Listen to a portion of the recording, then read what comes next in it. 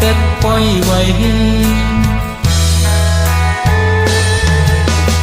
กาดีเป็นผู้มีตั้งหูหัน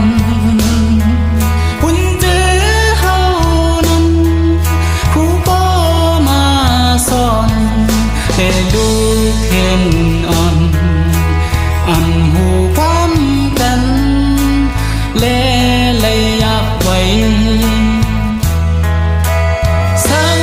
วนคือปืนการเห็นเฮาเมื่อเด็กอ่อนนั้นเป็นมองใจก็เพื่อนห้ามคืออันนั้นก็คงเห็นเฮาเมื่ออ่อน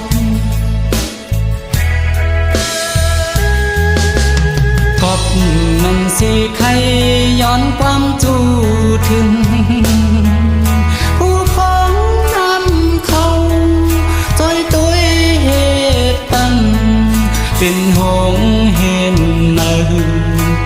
สิหาคู่อันดีลัดป้องกัน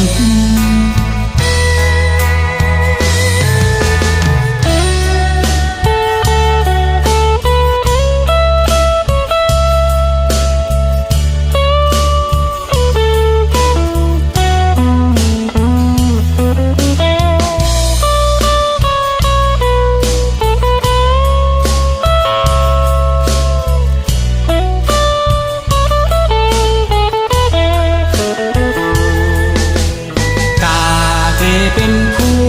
มีตั้งแต่คันบุญเจอเฮานั้นคู่มาพึกกันแต่ลูกเห็นอ่อนอำหูความกันและเลยอยากไว้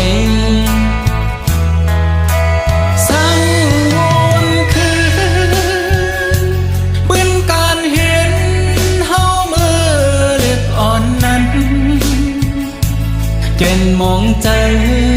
ก็เพื่อนห้ามฝืนอันนั้นก็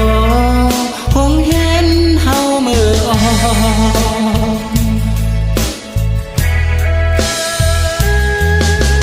กบนั้นสิใคร